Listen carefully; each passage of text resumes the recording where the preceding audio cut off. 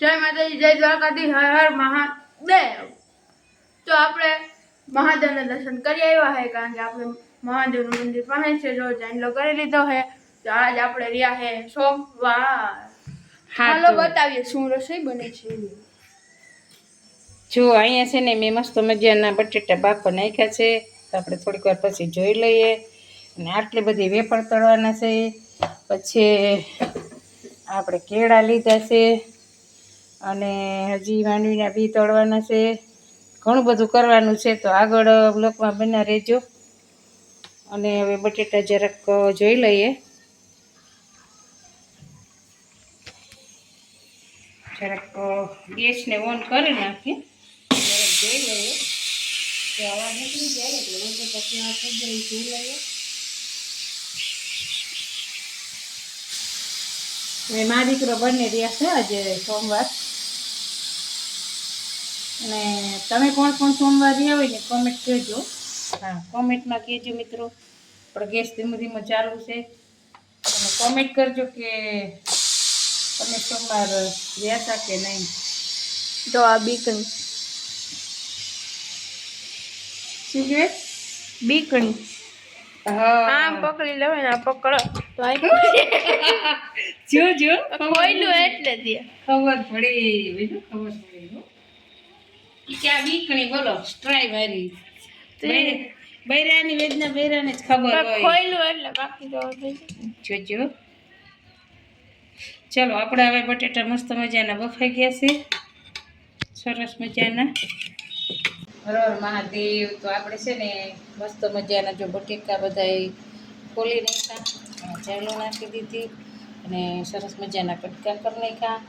આ જો બટેકાને આપણે વઘારવાની બધી સામગ્રી, ધાણા ભાજી, પછી તજ, લવિંગ, લીંબુ, ટમેટાં, લીલું મરચું અને લાલ મરચું, સૂકું મરચું, ધાણા ભાજી, હિંગ, લીલા મરચાં, ખાંડ, મીઠું, હળદર ને જીરું।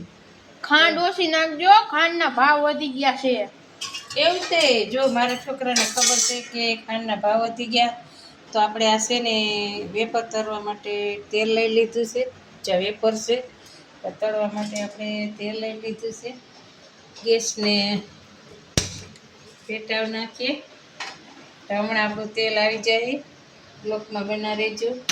વાહ વાહ, તારી વેફર કે હા મિત્રો, આપણે ઉનાળામાં જો આ છે ને વેફર બનાવી હતી, એમનો પણ આપણે બ્લોક નાખેલો છે મિત્રો, જોજો બધા।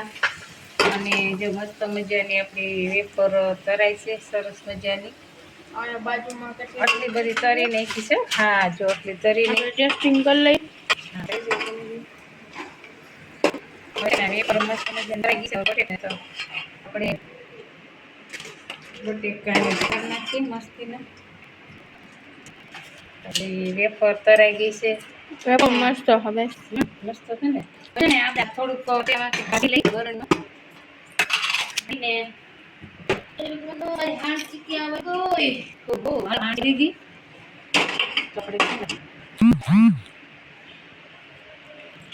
જેમાં તેલ કાઢી લઈએ, એટલું બધું તેલ ના જોઈએ। હા તો ધુવાળા નીકળે હો। હાલો હવે આમાં છે ને જો બધી સામગ્રી તો અહીંયા જ છે, જો બટેટા આ બધી સામગ્રી છે। તો સૌથી પહેલાં તો આપણે છે ને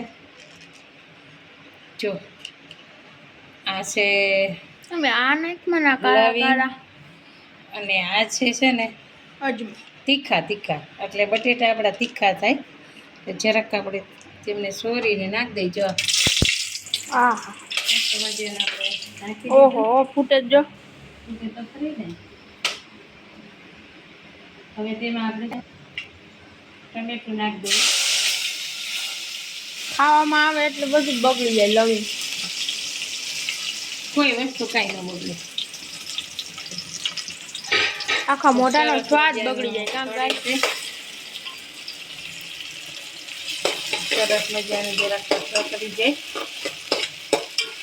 અને મિત્રો, તમે બટેકા કેમ કરતા હોય એમ કોમેન્ટમાં કહેજો, હું તો કંઈક આવી રીતના કરું।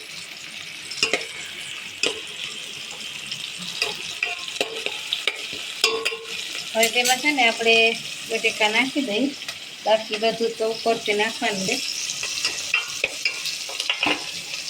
બટેકા નાખી દઈએ.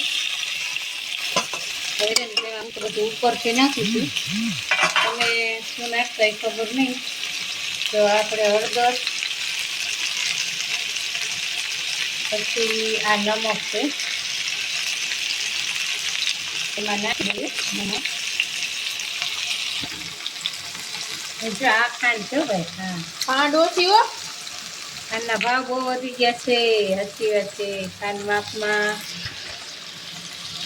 અને આપણે આ ધાણા જીરું પાવડર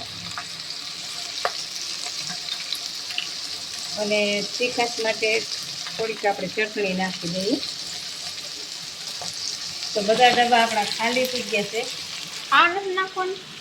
નહીં, હિંગ આપણે આગળથી નાખી દીધી પહેલાં. નહીં બતાવવાનું છે. હવે છે ને આપણે લીંબુ થોડુંક નાખી દઈએ ઉપરથી, અને જીરું નાખીએ આખું સરસ મજાનું, એ મસ્ત લાગે.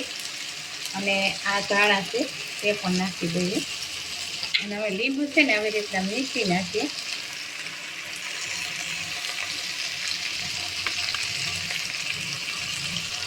ચલો આપણે લીંબુ મીઠાઈ ગયું મસ્ત.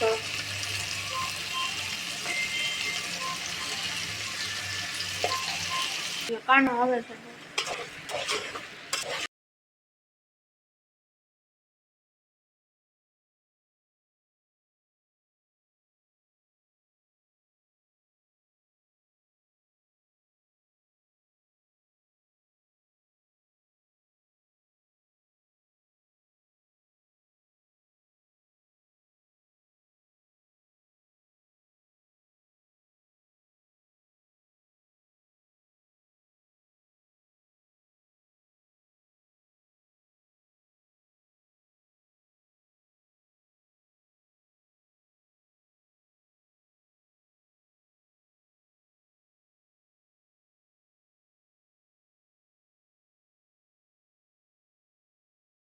તો આપણે બની ગયું છે.